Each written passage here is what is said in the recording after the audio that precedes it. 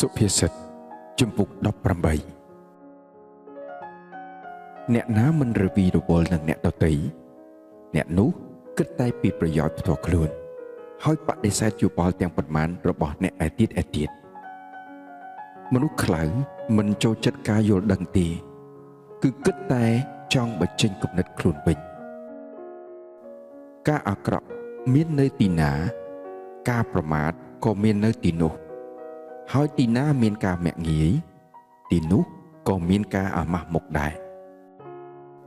សម្ដីរបស់មនុស្សមានជម្រៅដូចបាតសមុទ្រប្រភពនៃប្រាជ្ញា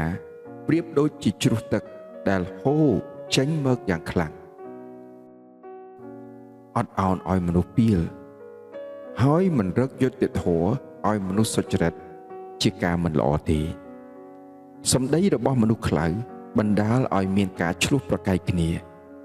ពេលណាអ្នកនោះនិយាយរមែងធ្វើឲ្យមានការវាយតប់គ្នាមាត់របស់មនុស្សខ្លៅ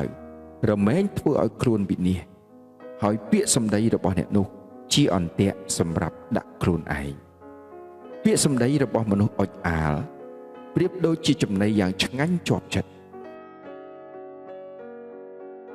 អ្នកធ្វេសប្រហែសក្នុងការងារនិងអ្នកបំផ្លាញការងារជាបងប្អូននឹងគ្នាព្រះនាមរបស់ព្រះម្ចាស់ជាបន្ទាយដ៏រឹងមាំ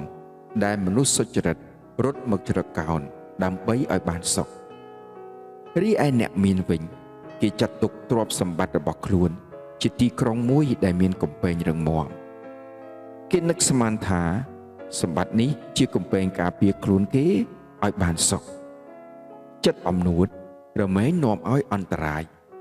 មុននឹងទទួលសិរីរុងរឿងតោងដាក់ខ្លួនជាមុនសិន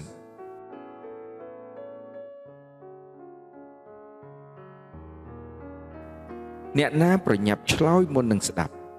អ្នកនោះជាមនុស្សងងហើយត្រូវបាក់មុខចិត្តចង់រស់ជួយគាំទ្រមនុស្សក្នុងគ្រាមានជំងឺតែបើបាត់ទឹកចិត្តវិញគ្មានអ្វីជួយបានឡើយមនុស្សឆ្លៀសវៃរមែងរកបានចំណេះរីឯមនុស្សមានប្រាជ្ញាតែងតែស្ដាប់ដើម្បីស្វែងរកចំណេះជំនូនអាចបើកផ្លូវឲ្យមនុស្សចូលទៅចិត្តអ្នកធំបានដើមចោតតែងតែយល់ថាក្តីរបស់ខ្លួនត្រឹមត្រូវលុះចុងចោតមកដល់គេឲ្យដើមចោតនោះបង្ហាញផុសតាការស្បត់ស្បែកអាចបញ្ឈប់ចំនួនហើយអាកាត់រឿងរ៉ាវរវាងអ្នកមានអំណាចផងពេលបងប្អូនណាម្នាក់របួសផ្លូវចិត្តនោះពិបាកចូលទៅចិត្តជាងវាយកទីក្រុងមួយដែលមានកំពែងរឹងមាំទៅទៀតរីឯចំនួនប្រៀបបាននឹងរនុកទ្វារដែកមួយមនុស្សអាចរកអាហារបានដោយសារពាក្យសម្ដី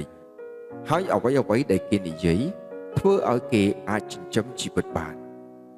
ស្លាប់ឬរស់ព្រោះតែសម្ដីអ្នកណាចូលចិត្តនិយាយអ្នកនោះត្រូវទទួលផលពីពាក្យសម្ដីរបស់ខ្លួនអ្នកណារកបានប្រពន្ធក៏ដូចជារកឃើញសុភមង្គលដែលជាព្រះអំណោយទានមកពីព្រះអម្ចាស់ដែរជនក្រីក្រតែពោលពាក្យអង្វរករីឯអ្នកមានឆ្លើយតបទាំងគំរោះគំរើយអ្នកណាមានមិត្តភក្តិច្រើនអ្នកនោះរមែងកើតទុក្ខតែមិត្តភក្តិខ្លះមានចិត្តស្មោះត្រង់លើសបងប្អូនបង្កើតទៅទៀត